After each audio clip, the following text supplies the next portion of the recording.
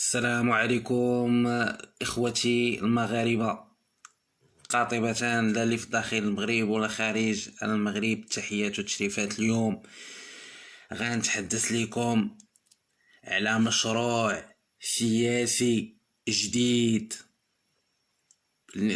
مشروع سياسي جديد للمشهد السياسي المغربي والأحزاب السياسية المغربية. مشروع سياسي جديد ولصالح الشعب المغربي ولصالح الدولة المغربية ولصالح جميع المغاربة.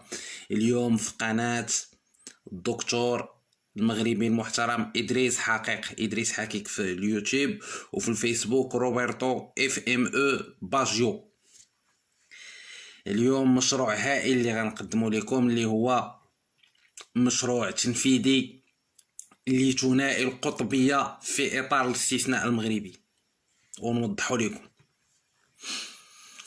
بجميع المسائل ديالو باش نرجعوا للتاريخ ونرجعوا لشي مسائل خصنا نوضحوها قبل ما نفصلوا وقبل ما ندير لكم التشريح ديال هذا المشروع السياسي.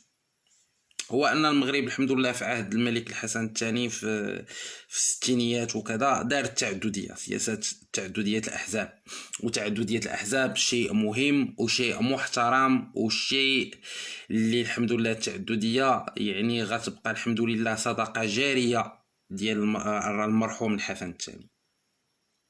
الا انه في الوضع المشهد السياسي ديال المغربي الضبابي، اللي هو مشهد ضبابي للاسف حاليا، مشهد الاحزاب التعددي، يعني اكثر من 30 حزب، ما يقارب 38 حزب، هو امر منتقد من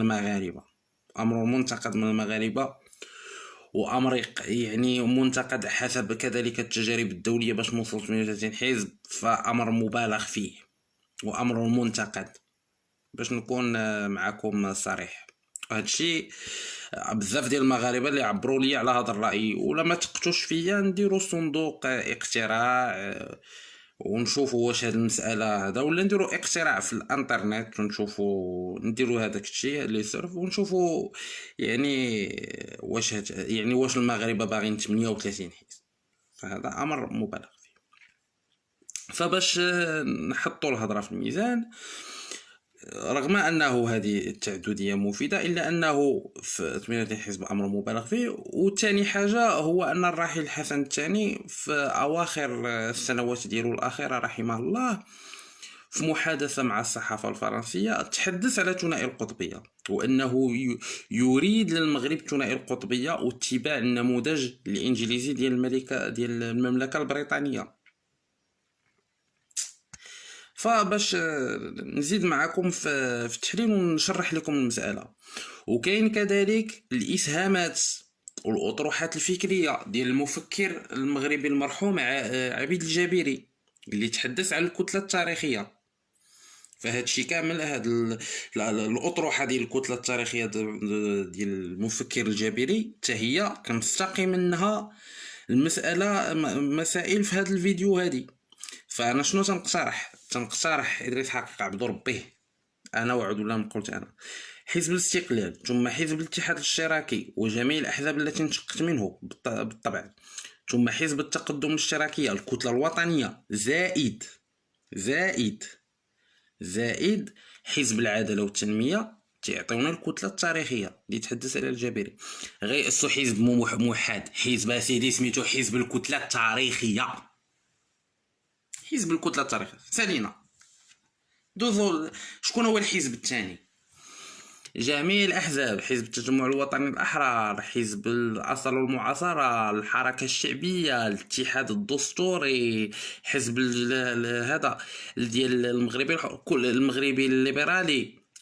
هذوك الاحزاب كاملين شنو غيأسوا لينا حزب موحد سميتو الحزب التكنوقراطي المغربي للأطر. الحزب التكنوقراطي المغربي للأطر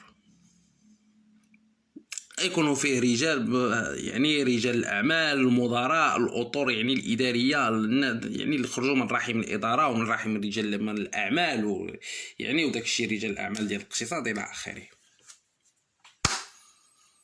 باش نعطيكم الادوار، انا درت لكم دابا هندسه جديده للمشهد السياسي المغربي، وغنعطيكم الادوار اللي غتلعبها حزب الكتله التاريخيه المغربي وحزب التكنوقراطي المغربي للاطور. شنو يا سيدي؟ كل حزب عنده واحد الدور. حزب الكتله التاريخيه حزب الكتله التاريخيه غيهبط عند المجتمع المدني، غيهبط عندهم يتناقش، غيهبط عند المجتمع المدني، وغيهبط عند اطر التعليم، وغيهبط عند اطر الصحه، وغيدير معاهم اجتماعات تنفيذيه وخلاصات، ويخرج خلاصات اصلاحيه مع المجتمع المدني والاطر ديال الصحه والاطر ديال التعليم.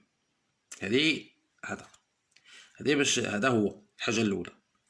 الحاجه الثانيه، الحزب التكنوقراطي المغربي للاطر اول حاجه غيدير شنو هي؟ غيتناقش مع اليهود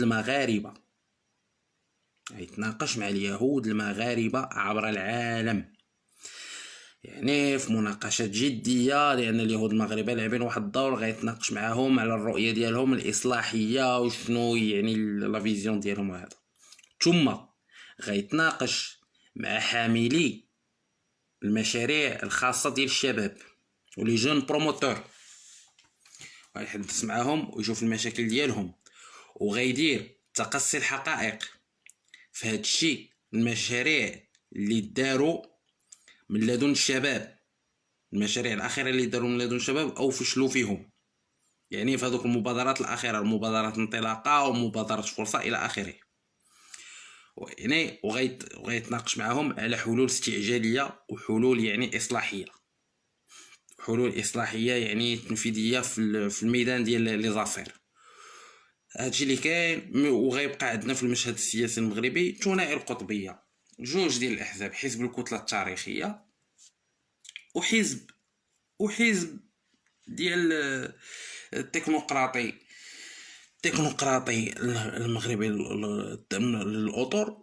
واثناء تشكيل الحكومات غيكون عندنا الخيارات، نقدروا نأسسوا حكومه وحده وطنيه اللي يكونوا فيها هاد جوج احزاب، اما غنبقاو غاديين بالتناوب، كل مرحله حكوميه يشد واحد الحزب في اطار الاستثناء المغربي بالطبع. وشكرا جزيلا.